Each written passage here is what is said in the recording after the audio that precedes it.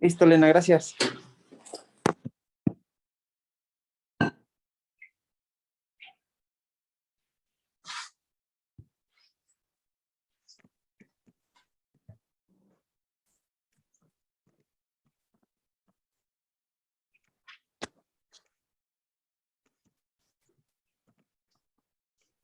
Hola, buenos días, compañeros.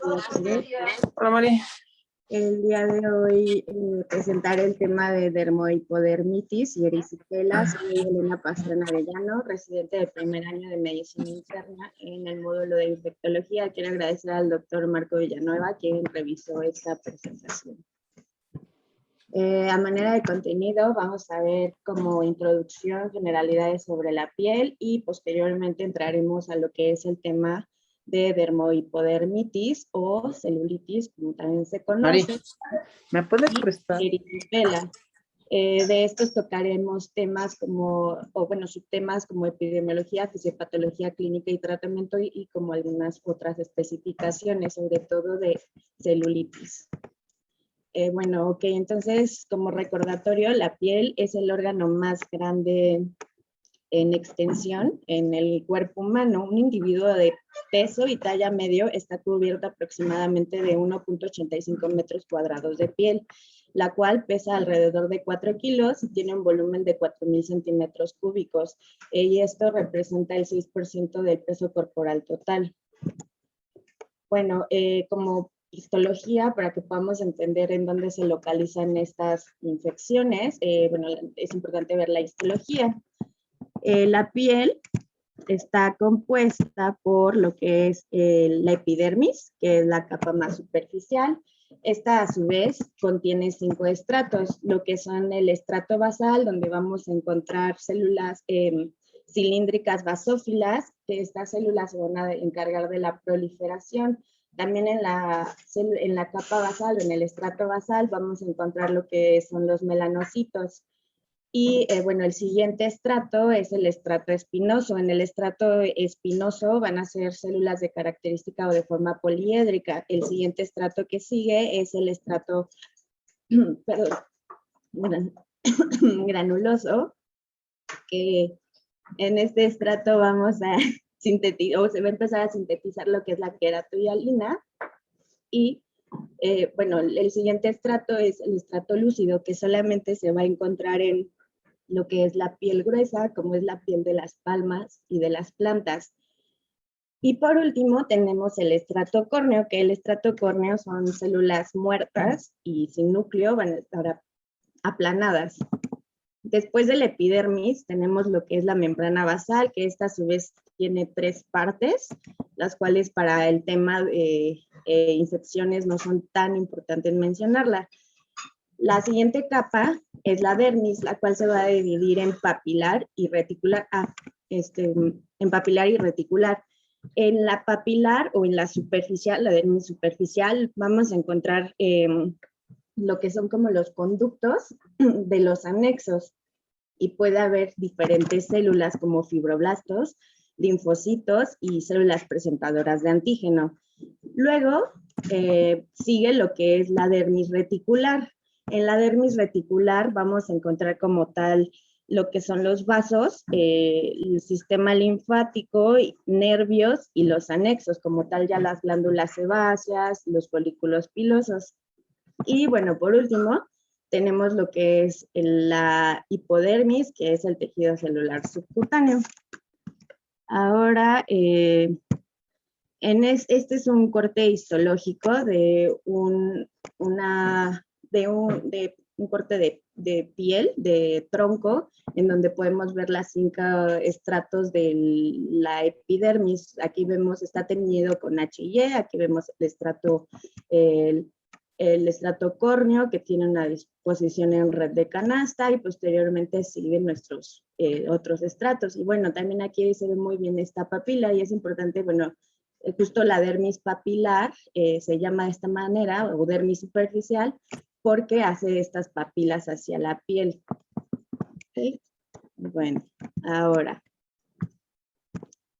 las funciones de la piel tiene diferentes funciones, entre las que tenemos la transpiración, porque esta nos va a ayudar a regular los líquidos y algunos electrolitos, pero la verdad es que no es como muy significativo.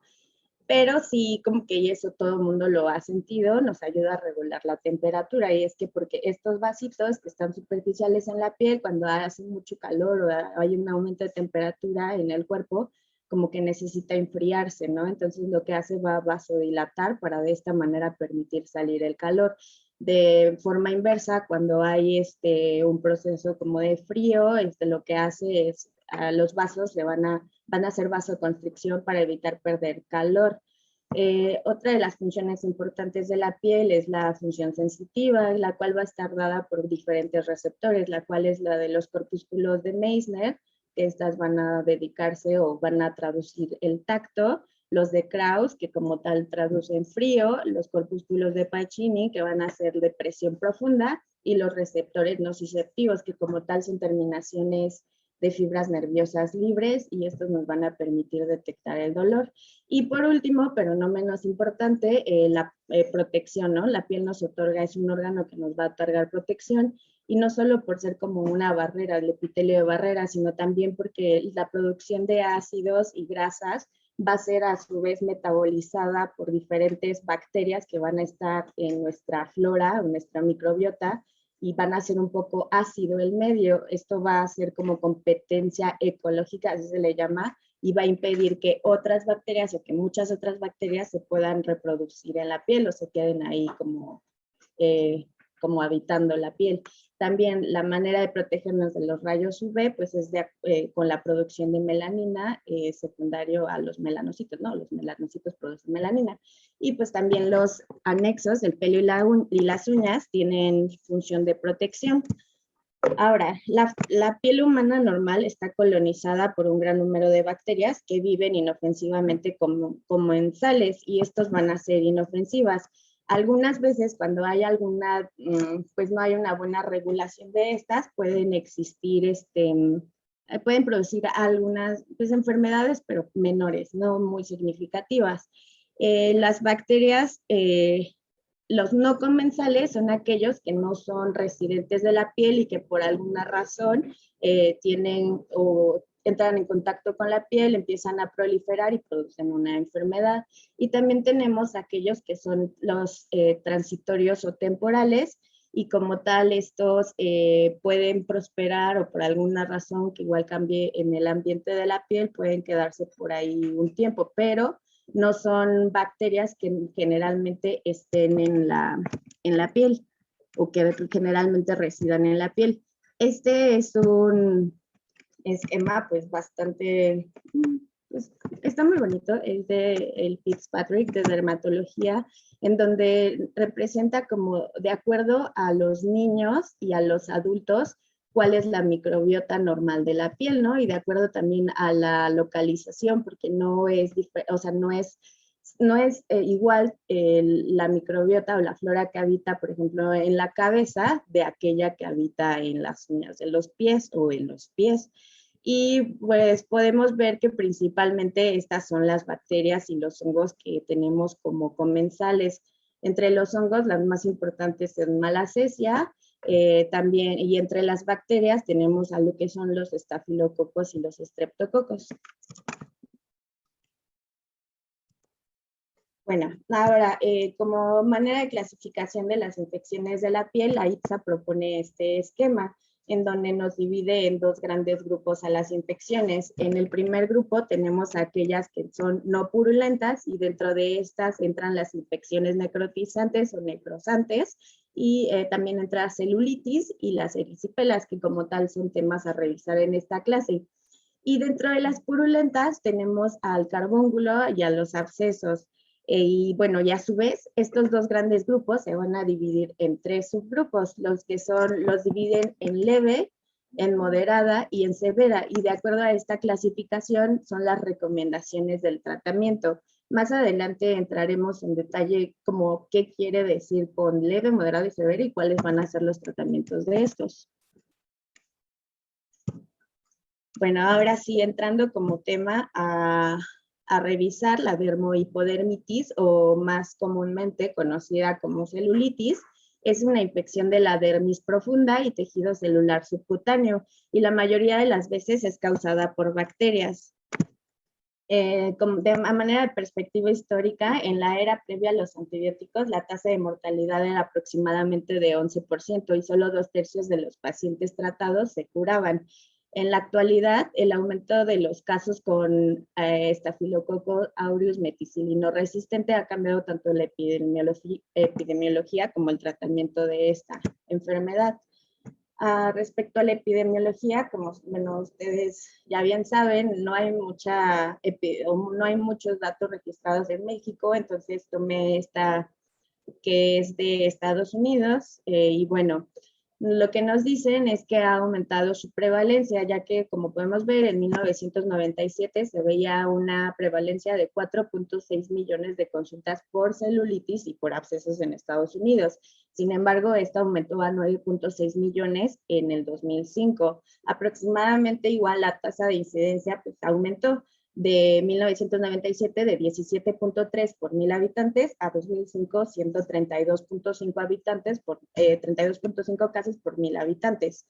Más del 10% de las hospitalizaciones por causas infecciosas en Estados Unidos se deben a celulitis. Esto sí se entiende, o sea, de todas las causas infecciosas, 10% van a ser por celulitis. Ahora, el costo estimado en Estados Unidos es aproximadamente de 3.7 mil millones de dólares, entonces vemos que no es nada despreciable, es bastante. Y este costo tan elevado, hay algunos artículos que encontré que dicen que es porque muchas veces hay falla terapéutica o hay error al diagnóstico. Se ha visto que hasta 30% de los casos de celulitis no son diagnosticados en el departamento de emergencias o no se les da el tratamiento adecuado en la primera, como en el primer contacto. La recurrencia pues es variable.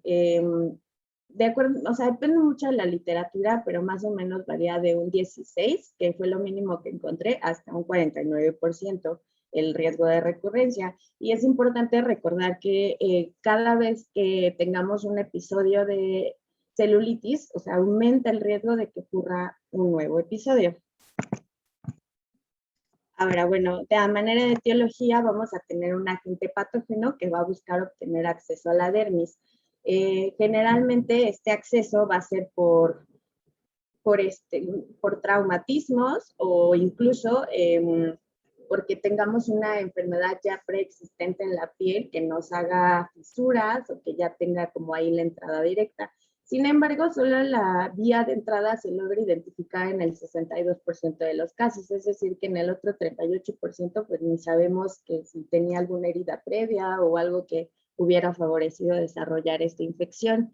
Y es más frecuente que esta entrada sea por la herida de los dedos de los pies. Por eso es importante que cuando nosotros tengamos a nuestro paciente con celulitis, le revisemos bien los pies y los espacios interdigitales, porque luego ahí puede estar macerada la piel y esa puede ser la vía. Y si no tratamos esa enfermedad, vamos a tener más riesgo de una recurrencia.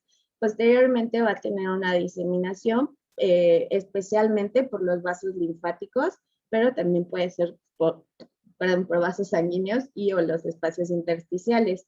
Y por último vamos a ver la manifestación clínica. Otra vía que pueda producir la enfermedad es que el agente patógeno produzca una infección diseminada o con posterior afectación a la piel. Sin embargo, esto es muy raro. O sea, lo más habitual es de que la entrada sea por la piel y ya la manifestación sea en la piel. Bueno, a manera de factores de riesgo, los vamos a dividir en dos, en los que son los sistémicos y o ambientales y los locales. Dentro de los sistémicos y o ambientales tenemos que la edad va a ser un factor de riesgo. Entre mayor edad, más en fragilidad podemos encontrar la piel o mayor predisposición a una tiña, y esto nos va a favorecer a que pueda ser una celulitis. Obesidad también se ha visto un factor de riesgo, y no solo factor de riesgo, sino también un factor predictor de falla terapéutica, entonces es importante. enfermedades sistémicas como enfermedad renal, enfermedad hepática, de tejido conectivo, enfermedades autoinmunes, alguna enfermedad como cáncer, e incluso, bueno, y enfermedades que condicionen inmunosupresión como diabetes y VIH. Y también los estados como de estaciones, como el verano. Y esto es porque igual se ha visto que tiene mayor incidencia las piñas en estas épocas, ¿no? Y bueno, respecto a los factores de riesgo locales, tenemos la disrupción de la barrera cutánea, que nos da un riesgo relativo de 24. Que, bueno, como ustedes bien saben, se interpreta que aquella persona que no tiene una disrupción de la barrera cutánea contra aquella que tiene la disrupción, o sea, la que tiene la disrupción tiene 24 veces más de probabilidad de tener un evento de erisipela, ¿no? Perdón, de celulitis. Bueno, también otra infección de los pies, como lo que les comentaba, que tenga tiñas, que tenga dermatosis inflamatorias, un trauma previo.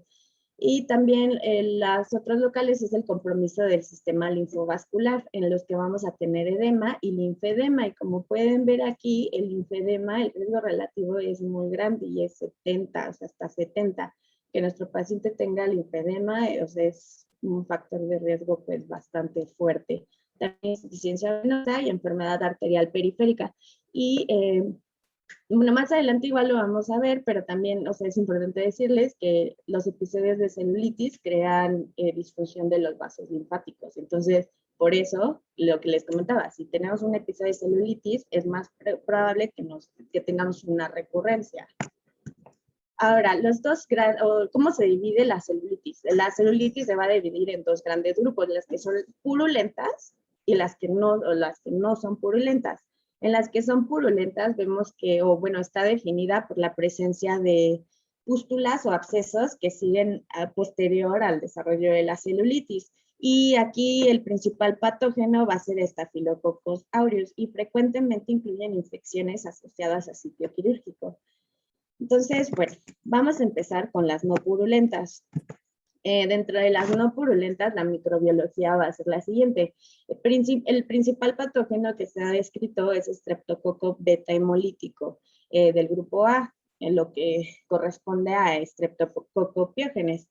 Y el segundo también que con frecuencia se describe es Staphylococcus, sobre todo Staphylococcus aureus. A manera de recordatorio, recuerden que los estreptococos son cocos gram positivos y que se disponen generalmente en parejas y son catalasan negativos. Estos fermentan el ácido láctico y se estratifican de acuerdo a los grupos de Landsfield y de acuerdo a si son hemolíticos o no hemolíticos. Los grupos de Landsfield son un montón, son como de, o sea, de la A a la, no recuerdo cuál, pero son un montón así como de letras.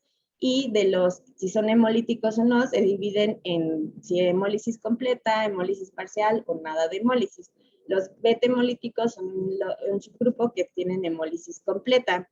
Y bueno, a manera de recordatorio, el Streptococcus pyogenes produce exotoxinas pirógenas, streptolicina SIO y streptocinasa. Y pues les decía, son cocos esféricos inmóviles. Ahora, recordando lo que son los estafilococos, son cocos gram positivos, son aeróbeos, esféricos, pero estos son catalasa positivos, es una manera de diferenciarlos de los estreptococos. Y bueno, el Staphylococcus aureus sobre todo se va como a disponer en forma de racimo de uvas. Es un productor de citotoxinas, que son como la alfa, la beta, delta, gamma y la leucocidina. Y también produce toxinas exfoliativas y enterotoxinas, y sobre todo una toxina que es la toxina 1, que también tiene importancia respecto a manifestaciones en la piel, porque nos produce lo que es el síndrome del shock tóxico por estafilococo. Entonces, pero bueno, además de estos dos grandes grupos, tenemos otros patógenos, ¿no? Estreptococos, ya sea del grupo B, C y D, Haemophilus influenzae, y hay algunas celulitis que son por microorganismos atípicos, como tenemos los enterococos, las pseudomonas, anaerobios gram negativos y micobacterias y criptococosis. Ahora, esta es una tabla que venía en un artículo de revisión de el JAMA, que nos pone de acuerdo como a al factor que tenga ya nuestro paciente, al factor preexistente en nuestro paciente, como en qué patógenos pensar. Por ejemplo, en un paciente que está post-trasplantado, que tiene uso de corticosteroides sistémicos, que tiene SIDA o que tiene lupus, pues podemos pensar en Streptococcus pneumoniae, Mycobacterium tuberculosis, Escherichia coli, Campylobacter, Serratia marcerensis, Haemophilus influenzae. En aquellos pacientes que son o que tienen una enfermedad crónica del hígado, vamos a ver bacterias sobre todo gram negativas, y estas son importantes porque el tratamiento va a cambiar. O sea, las celulitis que son por organismos gram negativos generalmente son más agresivos. Entonces, dentro de estos patógenos tenemos a lo que es Vibrio, SP, coli, Pseudomonas aeruginosa, Campylobacter, Acinetobacter, Neisseria gonorrhoeae. Aquellos que tienen enfermedad renal crónica, podemos pensar en estos patógenos. Las celulitis que son secundarias a traumas acuáticos, podemos pensar en Erysipelotrix, bueno, todos estos patógenos que están difíciles de pronunciar. Y bueno, y también aquellos que son causados por mordeduras, ya sea de animales o gatos, animales o perros, pues por ejemplo el perro, pues pastorela, ¿no? Pero también tenemos a Fusobacterium, Corynebacterium, y bueno, aquellos que son, pero de humanos, pues son un montón. Ok, entonces a manera de clínica, pues primero la topografía. Se ha descrito tanto en extremidades superiores, en tronco, en extremidades inferiores, en cabeza y en cuello, pero es importante que nosotros, o sea, los adultos, la localización más frecuente va a ser en extremidades inferiores. Sin embargo, en los niños la localización más frecuente va a ser en cabeza y cuello.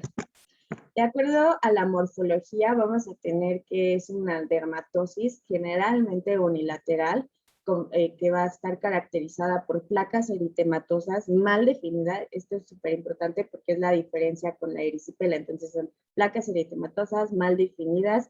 Generalmente la distribución va a ser lineal o en parches, y parches generalmente cuando son celulitis recurrentes. Ahorita vamos a ver una imagen. Y pueden tener ampollas o necrosis superficial, pero cuando veamos estos signos de ampollas o necrosis superficial, hay que tener cuidado. Ahorita vamos a ver por qué. Dentro de los síntomas asociados tenemos que podemos tener aumento de la temperatura local, pero también fiebre, que se ha descrito en algunas cohortes de 12 hasta el 71% de los pacientes que lo presentan. También podemos ver edema, que se va a caracterizar por como que es apariencia de piel de naranja, va a ser dolorosa, y podemos tener linfadenopatías regionales. Aquí vemos unas imágenes, como vemos, aquí está la celulitis de manera o de distribución lineal. La verdad es que no se ven o no se logra bien definir dónde empieza y dónde acaba la lesión, o sea, está como muy difusa. Y bueno, igual aquí vemos otra que vemos que se ve caliente, seguramente este está muy doloroso, está eritematoso. Y aquí nos muestra una conformación de ampollas. Ahora, las complicaciones, bueno, que nos puede generar la celulitis es el daño linfático, que como les decía, el cuadro de celulitis causa daño linfático, y como tal el daño linfático, si no están funcionando bien los vasos linfáticos, va a aumentar el riesgo de una recurrencia. También puede haber tromboflebitis aguda, sin embargo, el riesgo de trombosis venosa profunda será bajo, y bacteremia hasta un 5% de los pacientes que tienen celulitis, la cual pues nos puede causar sepsis como consecuencia, endocarditis o glomerulonefritis postestreptocócica o síndromes sistémicos mediados por toxinas, sobre todo. O sea, estas dos últimas hablando si la etiología se debe a estreptococopiógenes, ¿no? Pero, y bueno, y también recuerden que hay un síndrome de shock tóxico, pero por estreptococo. Entonces, ahí aquí vemos, esta es una paciente con complicación, que hizo un síndrome de choque tóxico por estreptococo. bueno, de acuerdo al curso clínico y el pronóstico, la tasa de curación es aproximadamente del 80 al 85%. El tiempo de recuperación es de semanas. Más o menos se estima que a 30 días el 20% de los pacientes aún no se logra recuperar por ciento. Y les digo, aquí hay otro porcentaje, ¿no? La recurrencia aproximada es de 16 a 30%. Les digo que esto varía mucho de acuerdo a la literatura en donde lo busquen.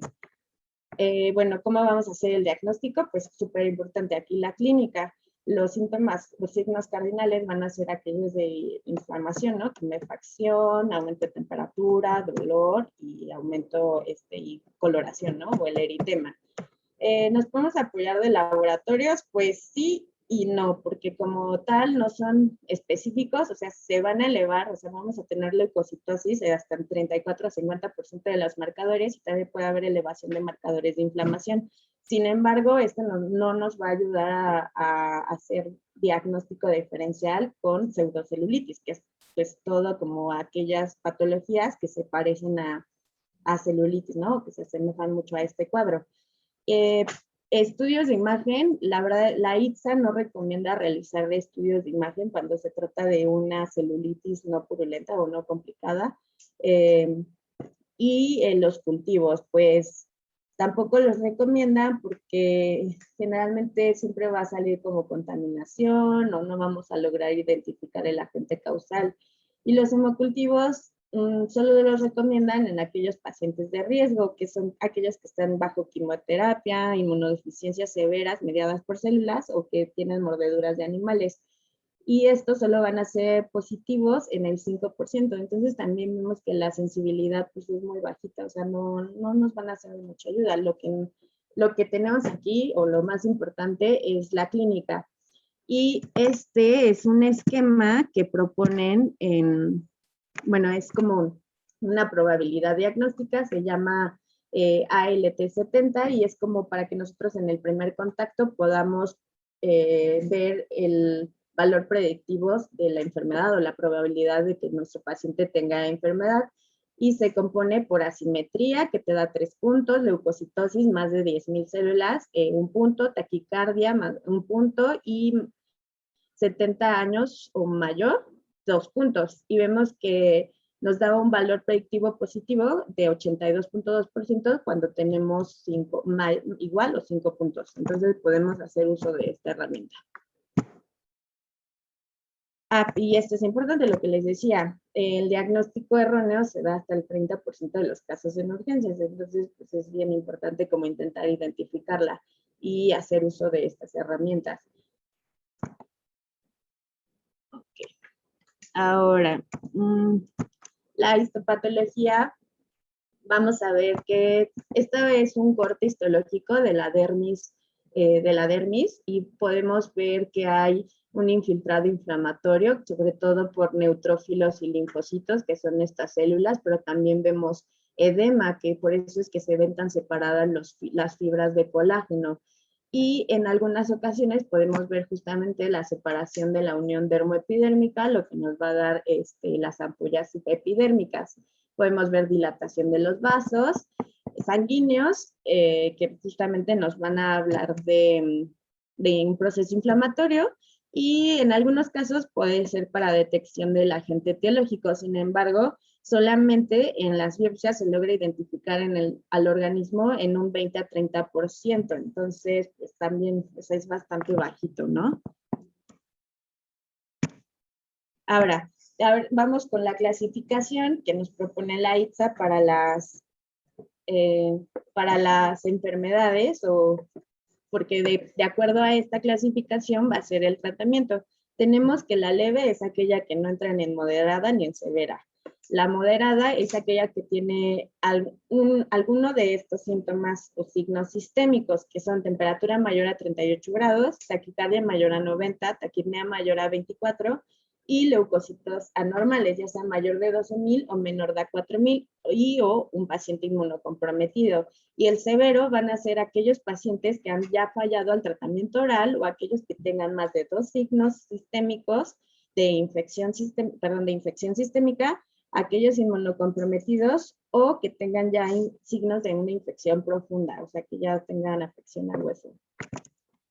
Ahora, el tratamiento para una forma leve, nos dice la ITSA que va a ser los antibióticos orales. Los que nos recomiendan son los siguientes: dicloxacilina, 250 miligramos cada 6 horas, o clindamicina, 300 a 400 miligramos cada 6 horas, cefalexina, 250 miligramos cada 6 horas, o amoxiclav cada 12 horas. Y la duración que nos recomienda son 5 días.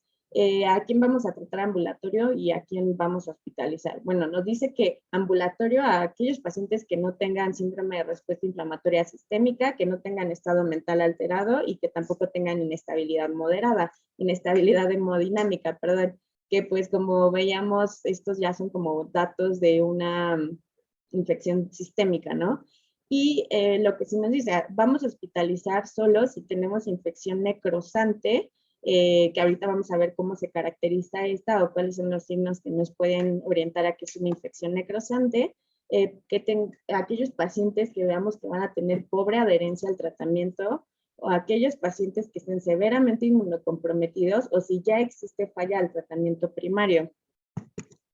Ahora, a los pacientes con una infección moderada, lo que vamos a dar son estos antibióticos. Esta es la tablita que nos recomiendan. Podemos dar penicilina, 2 a 4 millón de unidades cada 4 a 6 horas intravenoso. O podemos dar clindamicina de 600 a 900 miligramos cada 8 horas intravenoso. Aquí la única... bueno, y aquí también nos propone que podemos dar cefalexina, 500 miligramos cada 6 horas. Ahora, respecto a aquellos pacientes con una enfermedad o infección severa, pues van a ser, sobre todo son aquellos pacientes que tienen ya el antecedente de un trauma penetrante, o que ya tenemos evidencia que tienen colonización por estafilococos aureus meticilino resistente, o que ya tengan una celulitis purulenta. Y a estos pacientes lo que nos recomienda como tratamiento empírico va a ser vancomicina, o si están severamente inmunocomprometidos, darle esquema de vancomicina con piperacilina tazobactam o imipenem, meropenem. Respecto a los agentes antiinflamatorios, ¿qué es lo que nos proponen? Solamente, esto es lo único que dice la ITSA, no menciona nada de los AINES, pero sí nos dice que podemos utilizar corticosteroides sistémicos, prednisona 40 miligramos cada 24 horas por 7 días, solo por 7 días, y en aquellos pacientes que no sean diabéticos y que tengan de celulitis moderada a severa. ¿Cuáles son las causas de la...? Nada más quería hacer un comentario de la prednisona. La verdad es que sí salió en las guías del 2014 el uso de esteroides. Sin embargo, no es práctica, no es de uso rutinario. La verdad es que sí lo reservamos para muchas cosas. Lo que sí salió después fue un pequeño, no fue nada pequeño, fue un ensayo clínico aleatorizado donde los cegaron a corticosteroides contra ibuprofeno, y salió equivalente. Entonces, la verdad es que sí preferimos un AINE o algo más a darle un esteroide a un paciente que está con una infección, y usualmente damos el AINE por 5 días. Y pues con este estudio de equivalencia, la verdad es que nos tiene más sentido, o no encontramos una indicación para dejar un esteroide, porque suena muy... Sé que las infecciones se pueden utilizar, pero como que aquí sí preferimos no. Ok, perfecto, doctor. Gracias. Ok, ahora, ¿cuáles son las causas de falla terapéutica? Bueno, es importante, más o menos, o sea, se estima que 16.6% de los pacientes tienen falla al tratamiento inicial, y las causas pueden ser que que no seleccionemos el antibiótico ideal para el paciente, que la dosis sea incorrecta, que tengamos pacientes obesos, y en estos pacientes se ha visto que se benefician más de dosis basada en pesos que dosis estándar. Entonces, en los obesos es mejor calcularles la dosis por peso. Y bueno, esta tablita, a ver, déjense las hago en Zoom. Esta tablita salió de un estudio, una cohorte prospectiva de 18 meses que se llevó a cabo de junio de 2010 a noviembre de 2011, y que incluyó a 598 pacientes que se presentaron al departamento de urgencias. Un total de 102 pacientes tuvieron falla al tratamiento y se vio que no hubo diferencia estadísticamente significativa entre aquellos que recibieron tratamiento oral contra aquellos que recibieron tratamiento intravenoso. Pero, a ver, aquí cuáles son como los predictores de falla o clínicos que predijeron o que tienen mayor razón de momios para una falla terapéutica. Vemos que fiebre mayor de 38 al triage con una razón de momios de 4.3, que sea un paciente que ya tenga úlceras crónicas, como pacientes con insuficiencia venosa o insuficiencia arterial, que son pacientes que ya con úlceras crónicas, que ya tengan, o sea, linfedema, nos da un OR de 2.5, que ya, o sea, que hayan tenido el antecedente de celulitis en esa área y, bueno, entre los más importantes, ¿no? Y bueno, ahora, ahorita vamos a ver como cuál es el fracaso de la profilaxis. Ya sé que no les he hablado de profilaxis, para más adelante les voy a tocar, pero nada más para que lo tengan en mente. El fracaso de la profilaxis se ve igual, como ven, que sean gorditos, o sea, un IMC mayor a 30, con una P igual a 0.01, que ya hayan tenido 3 o más episodios previos con una P menor a 0.01 y que tengan edema preexistente, igual con una P igual a 0.06. Ahora, vamos a hablar como de otras variantes clínicas, pero de la celulitis no purulenta. Vemos que tenemos aquella que se asocia a mordeduras, la cual la producen cuando se es mordido por un bicho, por un perro, por un gato o por un humano, vamos a producir o se va a ocasionar celulitis en aproximadamente 20-30% de los casos. En aquellos perros, las lesiones o la lesión que se produce es una lesión por aplastamiento. En los gatos, como los dientes son más afilados, la lesión es más profunda y puede llegar a espacios interarticulares, tendones y huesos, entonces pues, son como un poco más peligrosos. Y los humanos pues van a producir una celulitis, pero polimicrobiana, que también está, pues, es peligrosa. También tenemos la periorbital o preseptal, que como tal es una infección, pero anterior al septo de la órbita. En esta podemos tener o no tener síntomas sistémicos y no dejan secuelas neurológicas. Sin embargo, en la orbital, que es posterior al septo, ya involucra la órbita y esta generalmente es derivado a la extensión de una sinusitis, pero en esta es importante identificarla y tratarla oportunamente porque si nos puede dejar pérdida de la visión permanente en el paciente o incluso si se llega a diseminar al sistema nervioso central, ocasionar otras secuelas importantes, ¿no? Ahí aquí vemos un caso de un niño con celulitis orbital. Bueno, también unos datos nada más para que puedan como identificar de la periorbital o preseptal contra la orbital, es que la orbital presenta datos claves como proptosis. Aquí no se ve porque pues, ahí es tanto el edema que cierra el ojo, pero bueno, un poquito sí se ve aquí más proteína. Puede ser proptosis, edema de la conjuntiva vulvar, que es esto justamente, que se sale por aquí, y disminución de la agudeza visual.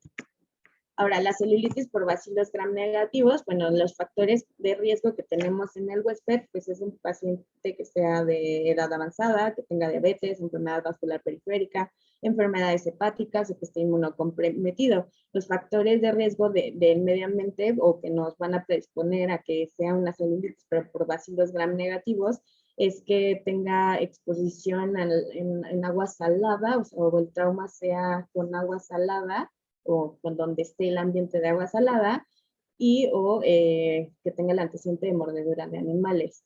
Los microorganismos que se han detectado son los que ya habíamos comentado: Escherichia coli, Klebsiella, Campylobacter, Helicobacter vibrio, Aeromonas, Pastorella y Pseudomonas.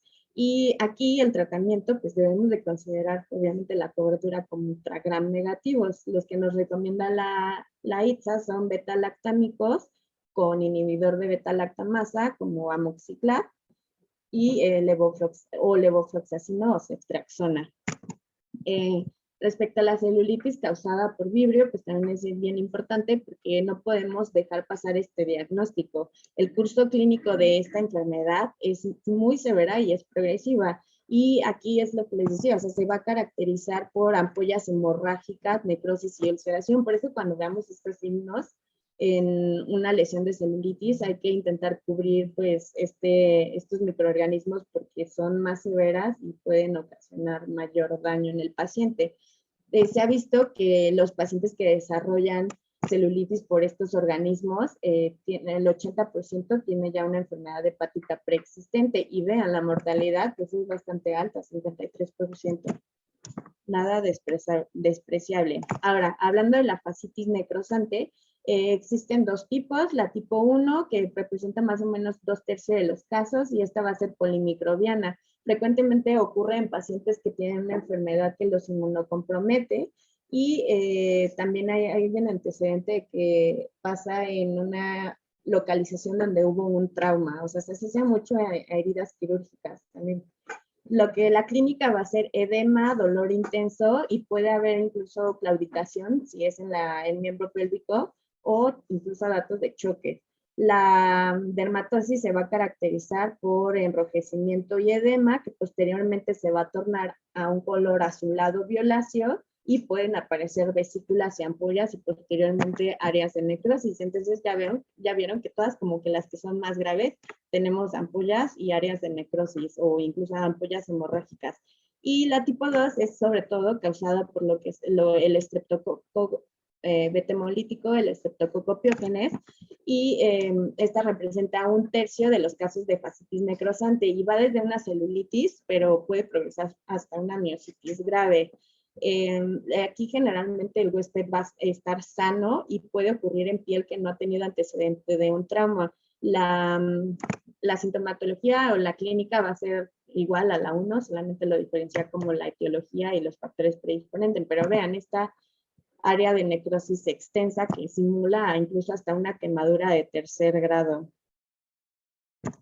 Ahora, el tratamiento de la fascitis necrosante es tenemos que hacer desbridamiento quirúrgico, ya que se ha visto en estudios retrospectivos que igual hacer esta intervención quirúrgica lo más o en fases tempranas de la enfermedad va a aumentar la supervivencia de estos pacientes. Y debemos de hacer una revaloración quirúrgica ya 24 a 36 horas posterior a la primera intervención quirúrgica y así las que sean necesarias si el paciente no tiene mejoría. Respecto a la terapia antimicrobiana, la empírica tiene que ser con una cobertura amplia que cubra gram positivos, incluyendo Staphylococcus aureus meticilino resistentes, gram negativos y anaerobios. Y también agregar clindamicina si se sospecha que el estrepto causante es del grupo A. Ahora, igual esto lo dice esta bibliografía, pero también lo menciona la ITSA, que no se recomienda el uso de inmunoglobulina ni oxígeno hiperbárico. Y solo inmunoglobulina IV si tenemos síndrome de shock tóxico, si no, no hay evidencia para recomendarlo. Y estos son los esquemas que nos propone la ITSA, ¿no? Piperacilina, tazobactam con vancomicina, y estas son las dosis, 3.37 gramos cada 6 a 8 horas intravenoso, con 30 miligramos por kilo día, dividida en 2 dosis de vancomicina. Los otros esquemas se los dejo para que los revisen en casita, porque son bastantes. Ok, ahora sí, pasando a las purulentas, la clínica va a ser, o sea, tenemos una celulitis y esa celulitis va a tener un área de pus. El manejo, bueno, la epidemiología principalmente, como ya les había dicho, es causada por Staphylococcus aureus. El manejo va a ser la incisión y drenaje del absceso y tan solo haciendo esto, la tasa de curación va a ser del 70 al 85%. Pero hay evidencia fuerte que recomienda dar concomitante antibiótico mínimo por 7 días. Para hacer la incisión y drenaje podemos utilizar estudios de imagen, sobre todo el ultrasonido. ¿Y cuál antibiótico? Bueno, pues aquellos, o se ha visto mayor beneficio si utilizamos aquellos antibióticos que tienen cobertura contra Staph aureus meticilino resistente. Aquí vamos a ver los esquemas. Bueno, aquí este es el algoritmo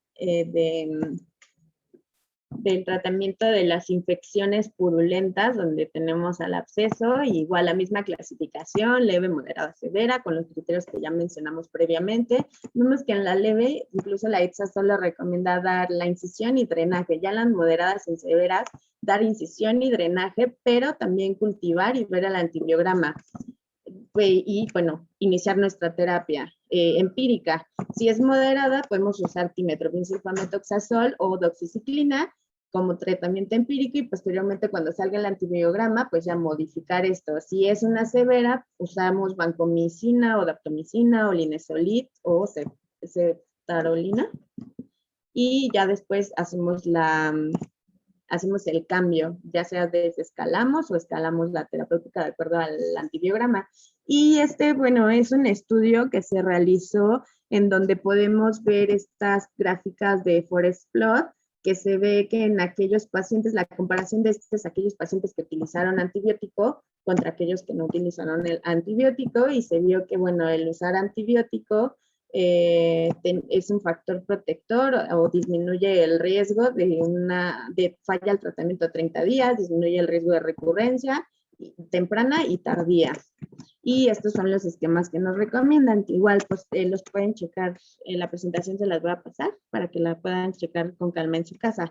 Ahora, respecto a los factores de riesgo y a descartar en estos pacientes con una celulitis purulenta, los factores de riesgo, bueno, que sean usuarios de drogas intravenosas, que hayan tenido punciones o antecedente de un traumatismo. Y también un factor de riesgo se ha visto que estén colonizados con Staphylococcus aureus meticilina resistente. Y antes, muchos estudios previos se mencionaban sobre todo la colonización nasal, sin embargo ya se ha visto que es más importante aquellas pacientes con colonización rectal, inguinal, axilar y de la orofaringe, más que la axilar. Y es importante descartar en estos pacientes que tengan un proceso de osteomelitis o artritis séptica. Y bueno, esta es una radiografía en donde vemos que se ve gas, ¿no? Pero bueno, también recordemos que para ya ver gas en la radiografía es porque ya está avanzado el proceso de infección.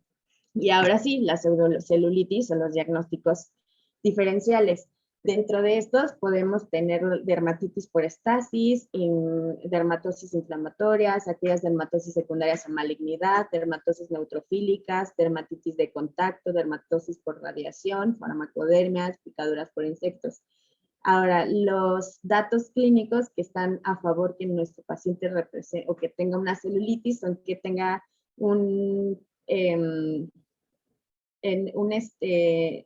diferencia de temperatura entre la lesión, o sea, que la lesión esté aumentada de temperatura, que sea una localización unilateral, que tenga leucocitosis y taquicardias.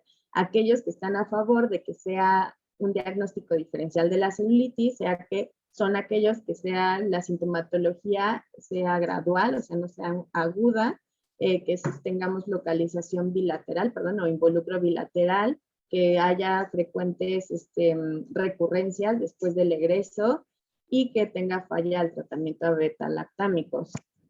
Y bueno, esta es una imagen. Ahora, ¿alguien me podría decir cuál creen que es celulitis de estas?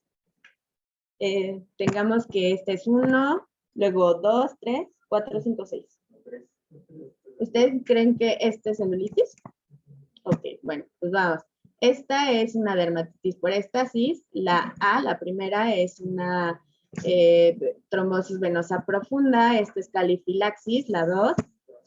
La 6 es celulitis. Entonces, pues vemos, la verdad es que es difícil realizar el diagnóstico. Entonces, hay que como intentar poner o tener en mente todos los diagnósticos diferenciales. Incluso hasta el hematoma puede ser un diagnóstico diferencial.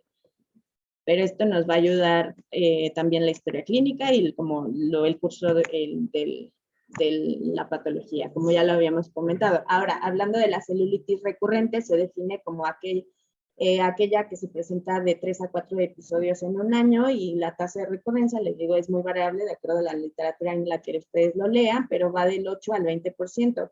Los factores de riesgo para tener una recurrencia son obesidad, malignidad, tabaquismo como sistémicos, y los locales, ya les había dicho, el linfedema, que tengamos piña pedis o pie de atleta, insuficiencia venosa, antecedente de procedimiento quirúrgico en el área. Entonces, lo principal es, uno, identificar y tratar los factores de riesgo para intentar disminuir el riesgo de recurrencia. Y esta es una propuesta que igual nos da la ITSA, que podemos administrar antibióticos profilácticos, y nos dice que podemos administrar penicilina o eritromicina oral 2 veces al día por 4 a 52 semanas, lo cual pues es bastante tiempo, o sea, casi todo el año, o podemos administrar penicilina benzatínica intramuscular cada 2 a 4 semanas. Y ahora, ¿cuál es la prevención para la celulitis?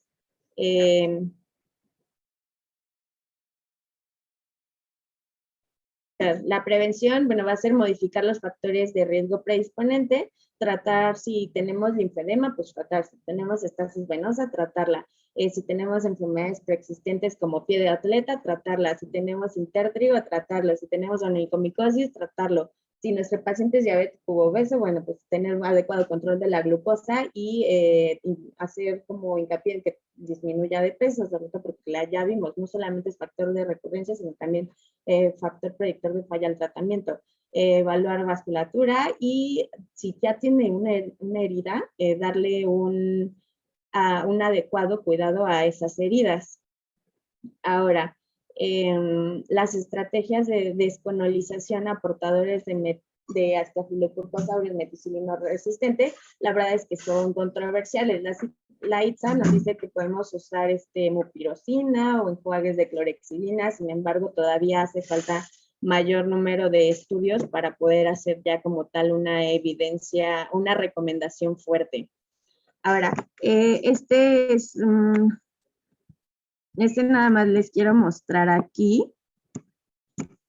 Es una gráfica que encontré en un artículo, la cual, bueno, representa que el primer episodio de recurrencia, pues, es una gráfica de probabilidad de recurrencia y como de incidencia acumulada, y nos representa el primer episodio, pues vemos que la probabilidad de recurrencia es más baja, pero ya cuando tenemos un tercer episodio va aumentando esta probabilidad de recurrencia. Ay, perdón. Ya bueno. Listo. Ahora, ya para terminar, el último tema a tocar en la clase es erisipela. Y la erisipela se define o es una variante superficial de la celulitis y principalmente está causado por estreptococos. Esta, a diferencia de la celulitis, va a afectar solo a la dermis, pero superficial, y al tejido linfático. Como historia, bueno, en la Edad Media se creía que la causa era la infección, o lo causaba la infección de este hongo, de Claviceps purpurea, que es produce o es un derivado o es un predecesor de la ergolina, que es un alfa bloqueador.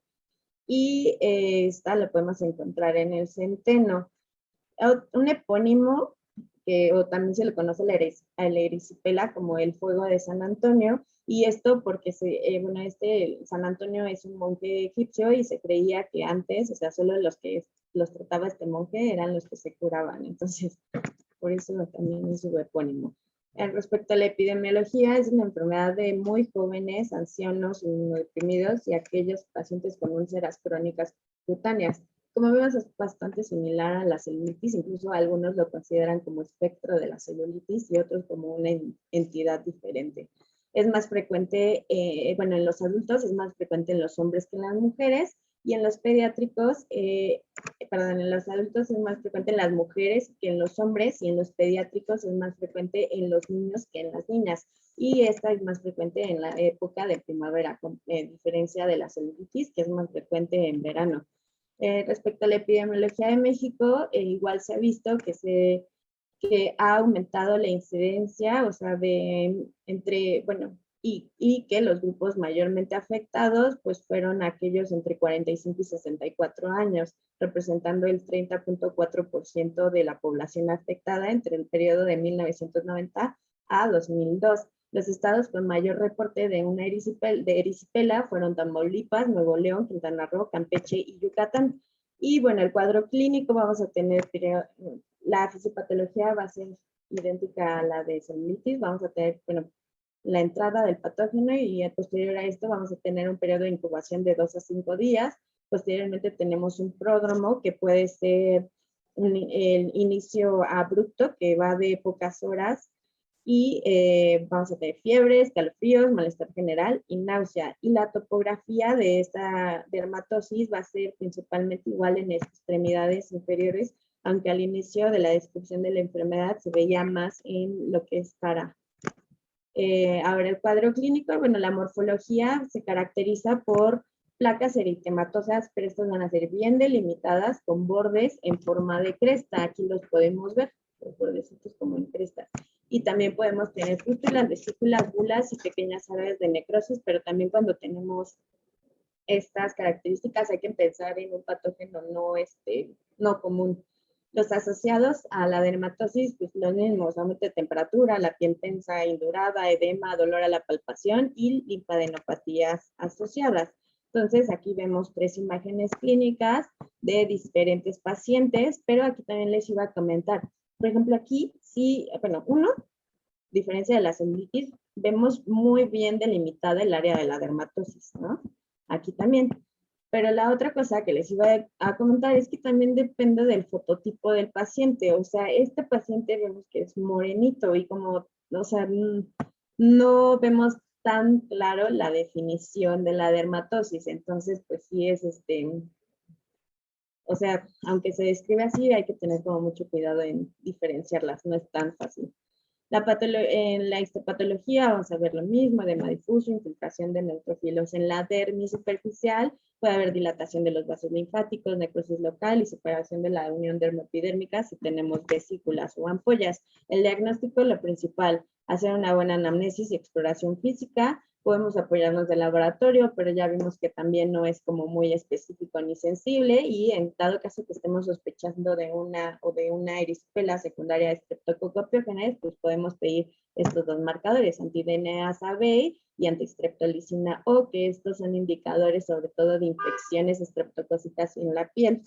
Los cultivos, pues los mismos, baja sensibilidad y la biopsia, pues no es necesaria. El tratamiento, podemos guiarnos el mismo tratamiento que nos proporciona la ITSA para las infecciones no purulentas. El Bologna, que es un libro de dermatología, nos recomienda como primera línea penicilinas oral o intravenoso y que la vía dependerá de la gravedad.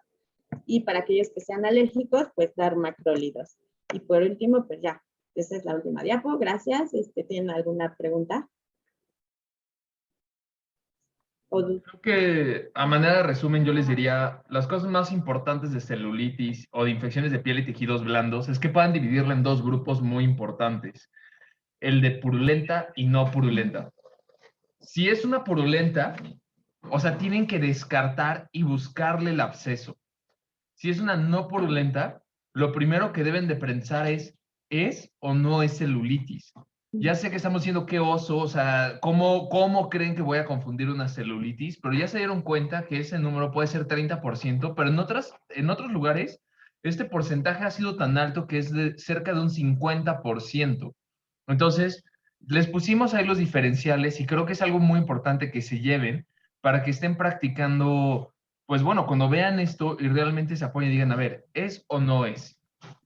Creo que cuando hablan, y lo que más importante de la celulitis, ya que diagnostican y sospechan de una celulitis, es que la puedan clasificar y puedan decir, oigan, esto no es una fascitis necrotizante y revisen muy bien cómo están los pulsos, revisen muy bien que el dolor no sea a la extensión pasiva, revisen muy bien o sea, la verdad es que la valoración o el estándar de diagnóstico es quirúrgico, ni siquiera es por imagen, es quirúrgico. Entonces hablen muy bien con los cirujanos para que lo valoren, que valoren pulsos y cuando el dolor no va acorde a la clínica, piensen mal. O sea, de verdad es preferible pensar mal a luego estar enfrentándose a una amputación de un miembro, ¿ok? Eso en cuanto a la celulitis y todo lo demás. Si tiene bulas, cualquier enfermedad con bulas, ustedes pueden limpiar la bula, nunca, no romperlas, no drenarlas, nada. O sea, si el paciente tiene una bula, pueden hacer una asepsia y antisepsia. Y con una jeringa de insulina o con una jeringa de 3 mililitros y una aguja de insulina, pueden puncionarla y tratar de tomar líquido de esta y mandarla a cultivar, ver la tinción de Gram y mandarla a cultivar. Si ustedes hacen esto, pueden tener un diagnóstico etiológico. Creo que algo importante es que notaron que en estas enfermedades, a diferencia de las de enfermedad de transmisión sexual, no hablamos tanto de una etiología infecciosa. ¿Y por qué es esto? Porque la verdad es que muy pocas veces tenemos una rentabilidad en cuanto a método diagnóstico de laboratorio.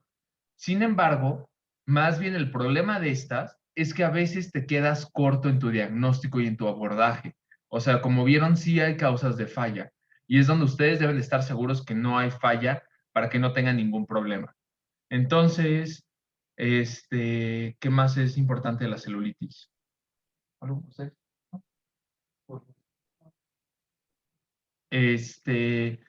Creo que lo más importante es que el factor de riesgo más importante para una celulitis es ya haber padecido una celulitis. Y esta celulitis ocasiona linfedema. Entonces, sí, la verdad es que eso es importante. No necesariamente es el tratamiento de más amplio espectro va a ser el que mejore. Muchas veces a esta les damos penicilina benzatínica y mejoran, o amoxicilina sola y mejoran, pero más bien es el abordaje completo donde descartamos que sea una no purulenta y donde descartamos que tenga involucro vascular, porque si no, no va a llegar nada, que sí sea realmente una vasculitis, que sí sea realmente que no sea una fascitis necrotizante, porque obviamente el tratamiento va a ser diferente. Y eso me va a llevar al diagnóstico más temido de los infectólogos, que son las celulitis por vibrio y por aeromonas. Vibrio es por agua salada y aeromonas es por agua dulce. Todo paciente patópata o inmunosuprimido que se va, o incluso que puede comer ostiones, o sea, los pacientes hepatópatas, no sé si lo sabían, pero está proscrito y se les prohíbe comer mariscos a los pacientes por este riesgo. Estos pacientes luego pueden hacer unas bacteremias por vibrio gastrointestinales y hacen unas infecciones de piel y tejidos blandos, como justo estas. Aquí, en estas fotos, pueden ver que el paciente seguramente ya estaba premortem con esas imágenes. La verdad es que progresan muy rápido. Aquí en estas lo ideal es dejarles doxiciclina en conjunto con su tratamiento, y esto es porque tienen resistencia a beta-lactámicos. O se van a decir, ay, pero son unas hormonas, es un vibrio, mero, o lo que sea. La verdad es que son intrínsecamente resistentes. Van a fallar. Entonces aquí, por favor, siempre que sea una hepatópata con celulitis, pregunten muy bien si no comió mariscos, si no ha metido los pies a un río, si no ha metido los pies al mar, y muchas veces sí surge ese antecedente, esa pregunta clave, donde dice, sí, por cierto, me llevaron a comer ostiones hace unos días y empecé con esto. Tuve una diarrea y luego empecé con esto. Y si no se apuran, la verdad es que sí se mueren los pacientes bastante rápido. Y sería todo. Muchas gracias, doctor.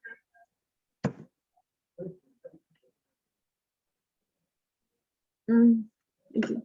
Doctor, hay una pregunta aquí en el salón. ¿Usted qué opina respecto a la descolonización de aquellos pacientes que son portadores de Staphylococcus aureus meticilino resistentes? En el contexto de un brote, creo que es importante, esto es para hospitales, pero muchas veces te voy a decir qué es lo que hacemos. En los hospitales rápidamente, oye, que hay un brote de staph. Ok, perfecto. Agarran a todos los pacientes y les empiezan a poner mupirocina. Pero también tenemos que tomar en cuenta que el staph no llegó a los pacientes solo de ahí, o se queda solo en ellos, ¿no? Solo por traer batita, los pacientes adquieren staph por todos lados. Los residentes y las enfermeras, todo el mundo, todo ante el contexto de un brote de staph, deben de ser considerados para descolonizarse. Pero tú lo ponías muy bien en una diapositiva.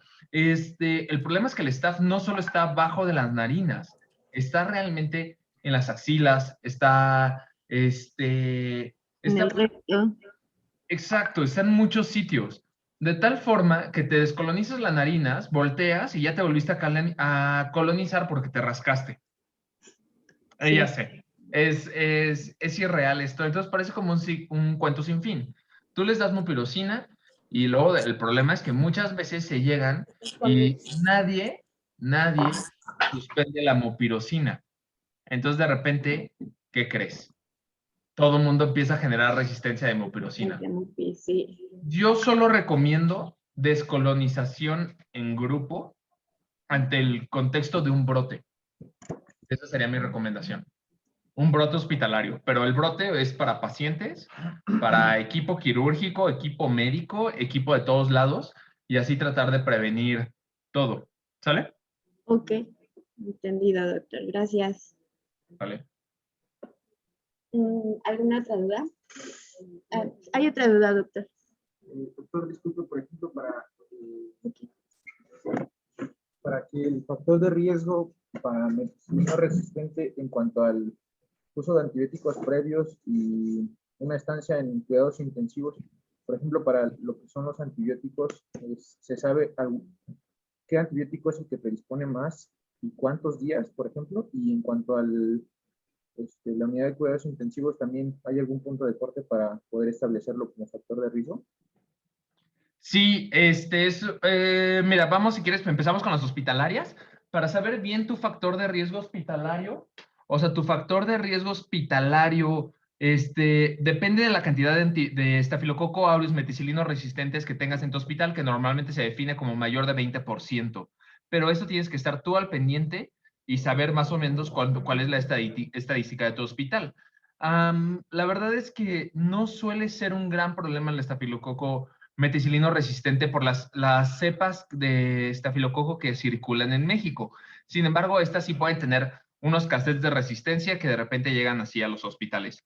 Normalmente el factor de riesgo o el tratamiento, clásicamente lo van a describir en pacientes jóvenes, militares o reclutas donde están haciendo cierta actividad o cierto como contacto estrecho, ¿no? Como en gimnasios y cosas así. En lugares bastante húmedos. En cuanto a antibióticos, el factor de riesgo más importante, sí, para presentar resistencia a oxacilina es el uso de beta-lactámicos previos, aunque no hay un tiempo predefinido. Más bien sería una falla terapéutica si no te está jalando con tu beta-lactámico. Pero el uso de beta-lactámicos previo y la exposición a un hospital en los 3 meses previos sí es un factor de riesgo para que más adelante puedas considerar como de, oye, este paciente no lo habrá adquirido en el hospital, este paciente no habrá adquirido el Staph aureus en el hospital, pero si a lo que vas es en el mismo momento que se te haga resistente el Staph por unos días de oxacilina, no, el Staph no genera resistencia de esa forma. Y por último, las quinolonas se asocian a resistencia meticilino resistentes. Ya. Gracias.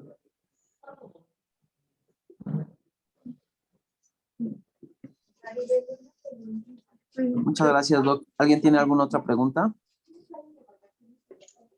Creo que en el salón ya no, doctor. Ok. Bueno. Pues muchas gracias, Doc. Muchas ¿de qué? gracias, Elena. Excelente clase. Muchas Nos gracias, vemos. doctor Marcos. Nos vemos el día de mañana. El lunes, ¿no? Mañana hay clase, ¿saben? Ah, no, sí, el lunes. Mañana tenemos, mañana Dale. es la del Salón de la Tortura. Ajá. Órale, mucha suerte a todos. Gracias, doctor. Bye. Bye.